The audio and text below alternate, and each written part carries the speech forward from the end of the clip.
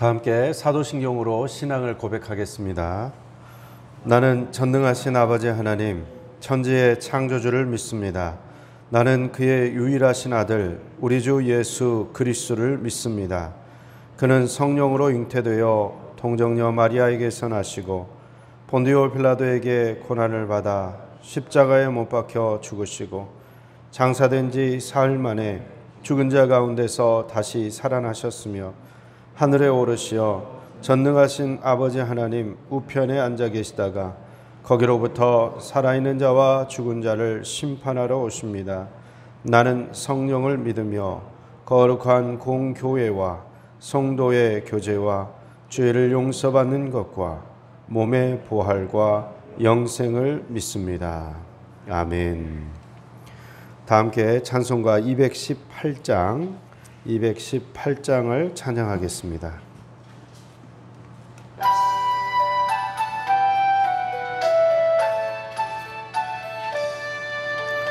내 맘과 정성을 다하여서 주 너의 하나님을 사랑하라. 내 몸을 아끼고 사랑하듯 형제와 이웃을 사랑하라. 주께서 우리에게 명하시니 그 명령 따라서 살아가리. 널 미워 해치는 원수라도 언제나 너그럽게 사랑하라. 널 핍박하는 자 위에서도 신실한 마음으로 복을 빌라. 주께서 우리에게 명하시니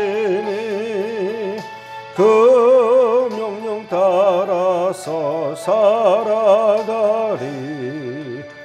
나 항상 주님을 멀리하고 형제를 사랑하지 못하였다. 이러한 죄인을 사랑하사 주께서 몸버려 죽으셨다.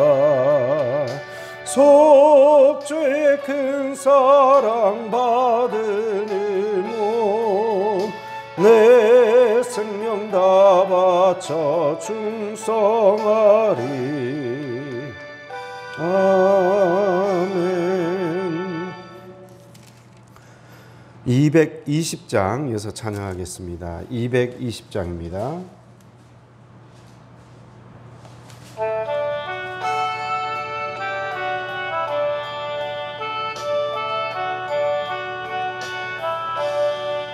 사랑하는 주님 앞에 형제자매 한자리에 크신 은혜 생각하며 즐거운 찬송 부르네.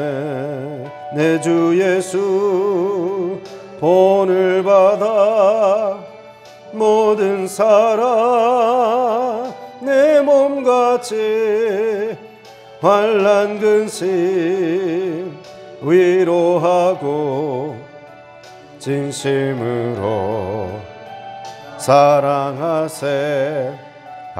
사랑하는 주님 앞에 온갖 충성 다 바쳐서 괴로우나 즐거우나 주님만 힘써 섬기네.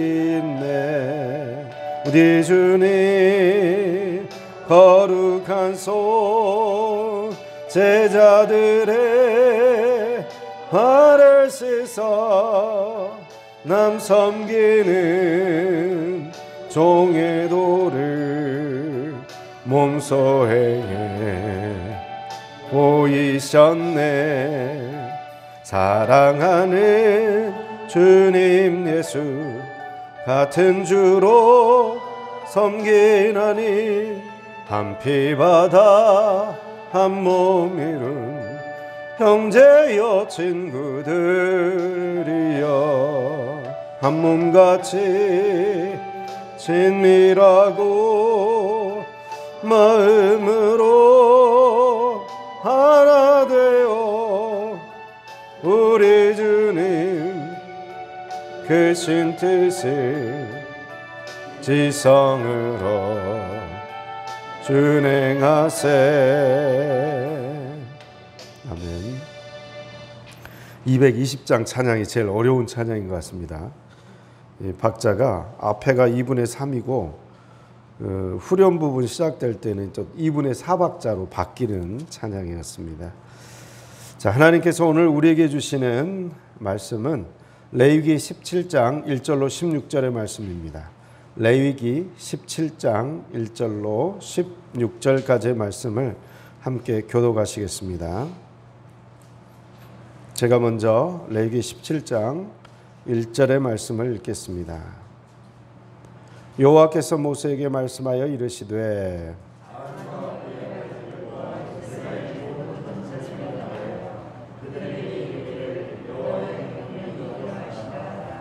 이스라엘 집의 모든 사람이 소나 어린 양이나 염소를 진영 안에서 잡든지 진영 밖에서 잡든지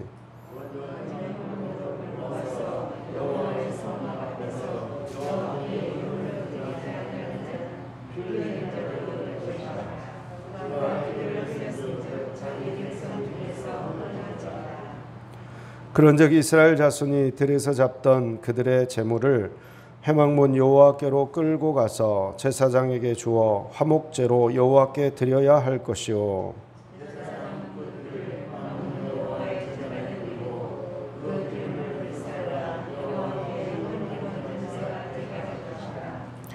그들은 전에 음란하게 섬기던 순념소에게 다시 제사하지 말 것이니라.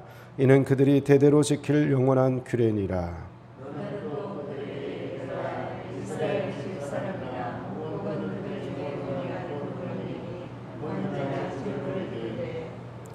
회막문으로 가져다가 여호와께 드리지 아니하면 그는 백성 중에서 끊어지리라.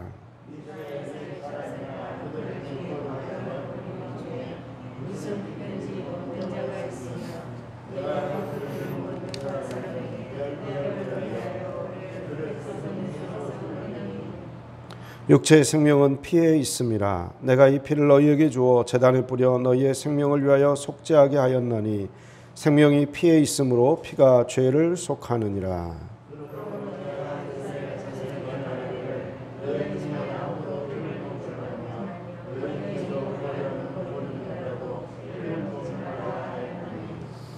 모든 이스라엘 자손이나 그들 중에 거류하는 거류민이 먹을 만한 짐승이나 새를 사냥하여 잡거든 그것에 피를 흘리고 흙으로 덮을지니라.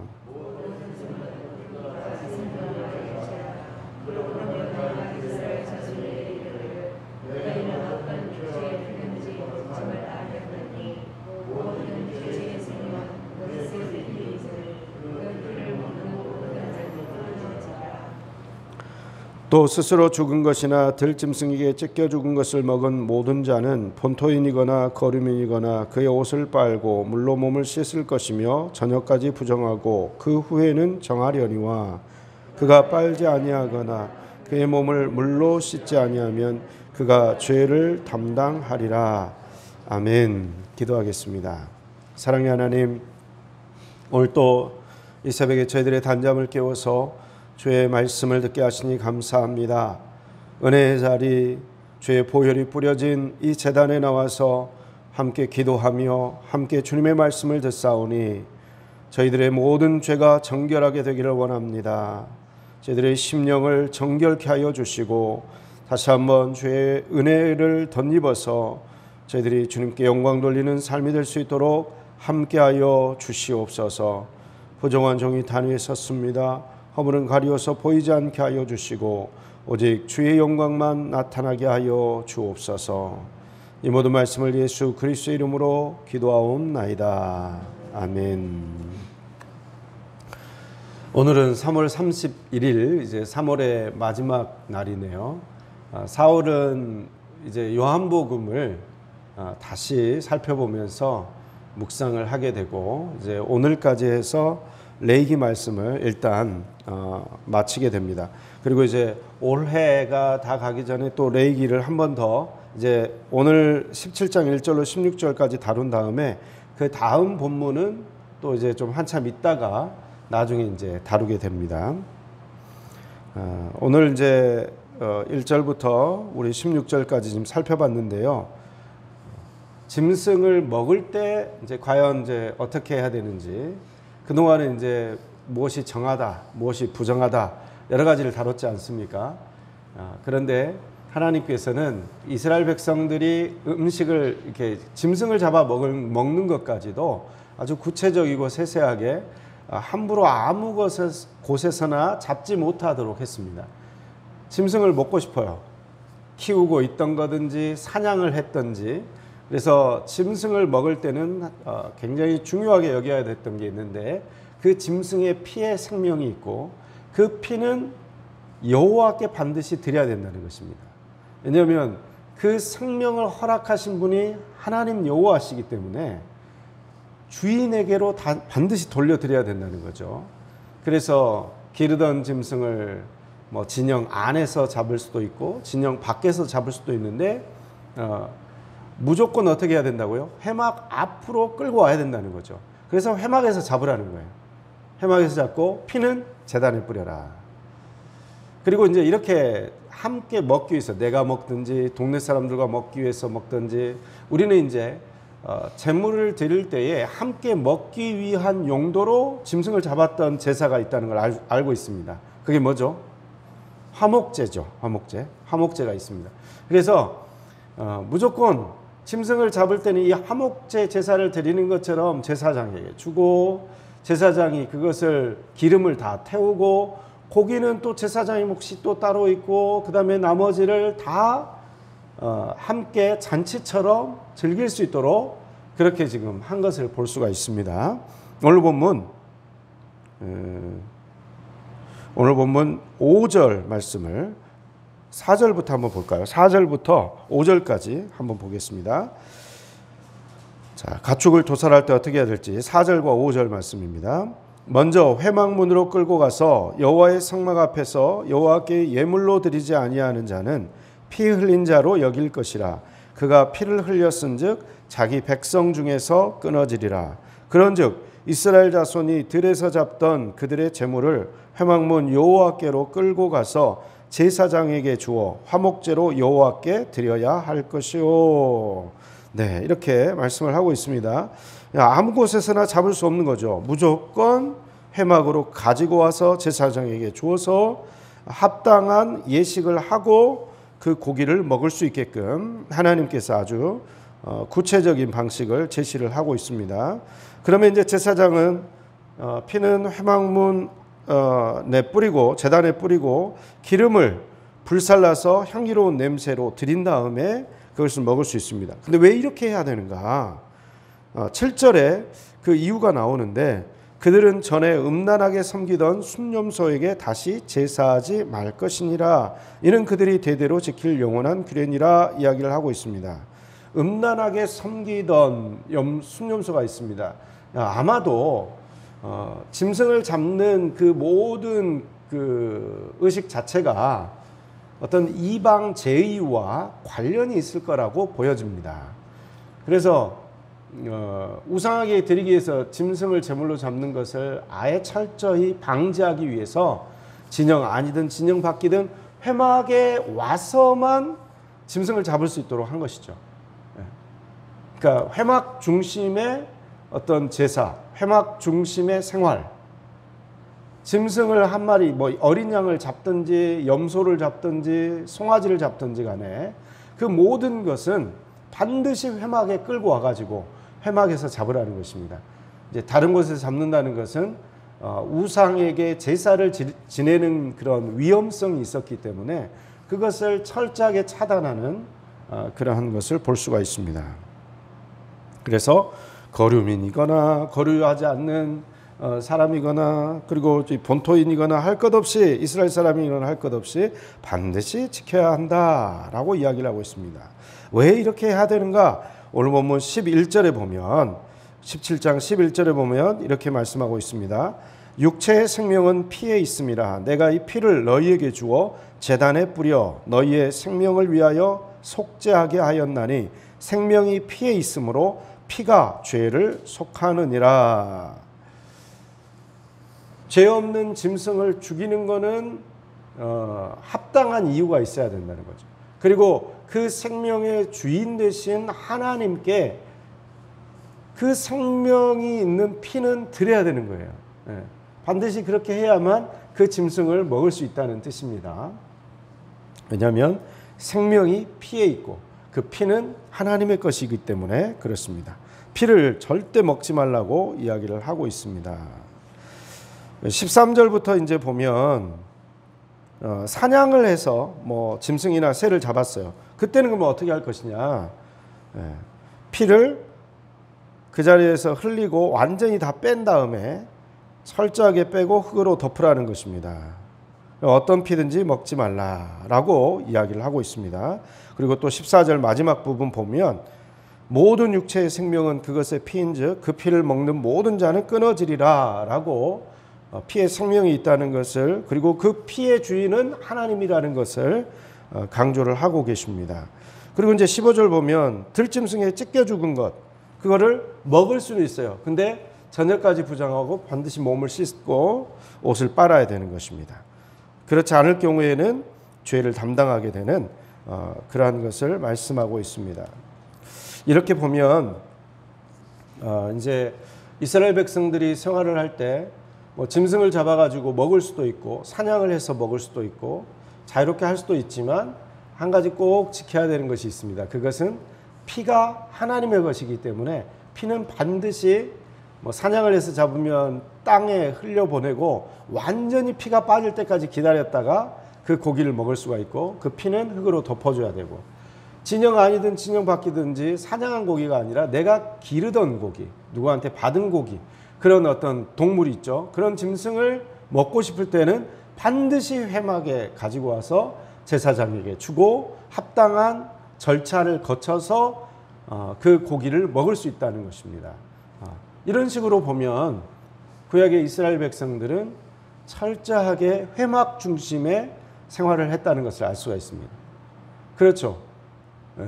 기르던 어린 양, 염소, 이거 한 마리 잡으려고 해도 반드시 회막으로 가져가야 돼요.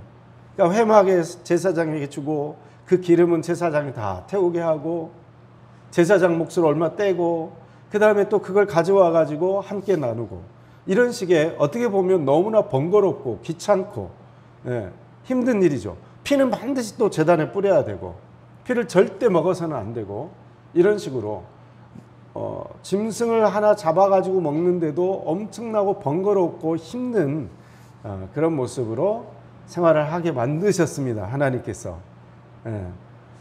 이게 어떤 의미를 가질까 이제 지금 곰곰이 생각을 해봤는데 저는 이런 효과가 있을 것 같아요. 짐승 한 마리 잡는 것도 좀 고민을 많이 하게 될 것 같아요. 그렇죠? 생명을 함부로 도살하는 일은 없어질 것 같아요. 요즘 이제 우리는 정말 대량 생산 그 체제 속에서 살고 있지 않습니까? 너무나 흔하게 짐승의 고기를 먹습니다. 마트에 가면 뭐 닭고기, 돼지고기, 소고기 할 것 없이 그 생명을 우리가 이제 마음껏 먹고는 있는데, 이 생명의 주인이 하나님이시구나. 이 짐승 또한 귀한 존재이구나. 이렇게 생각을 하게 될 것 같아요. 그리고 철저하게 하나님의 방식대로 회막까지 끌고 와서 회막에서 죽여야 하기 때문에 회막 중심의 신앙생활을 하게 되는 거죠. 일상생활에서부터 항상 회막을 들리게 돼 있는 거죠. 무슨 일이 있을 때마다 회막을 들리고 무슨 일이 있을 때마다 그 회막 안에서 모든 것이 이루어진다는 것입니다.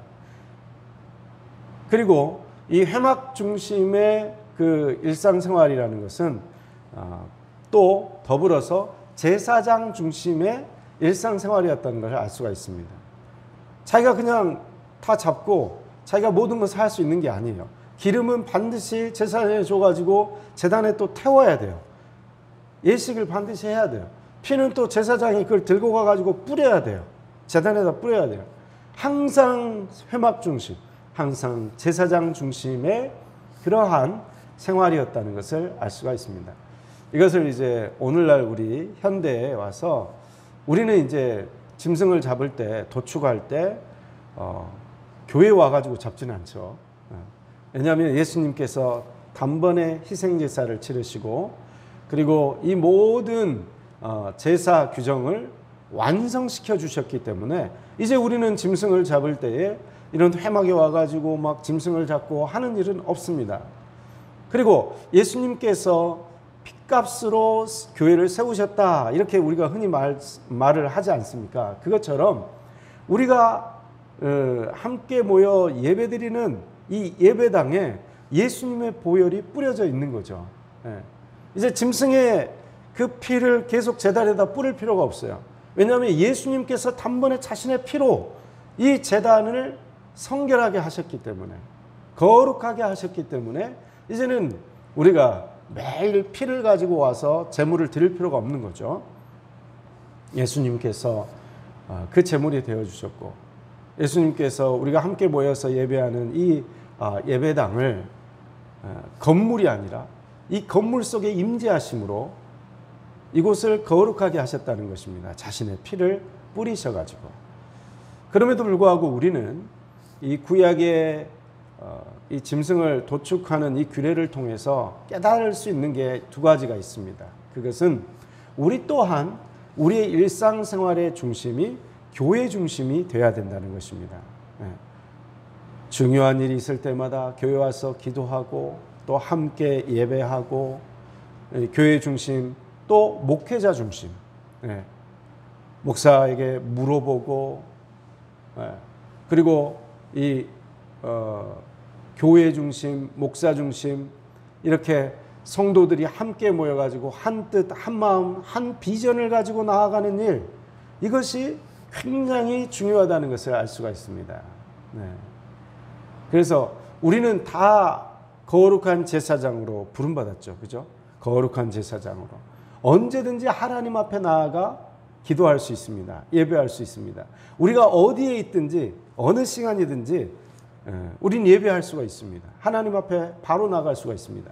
그러나 그럼에도 불구하고 우리는 함께 모이는 이 구심점이라는 게 너무나 중요하다는 것입니다. 볼록 렌즈가 있습니다. 볼록 렌즈. 볼록 렌즈가 이게 햇빛을 모으잖아요. 그죠?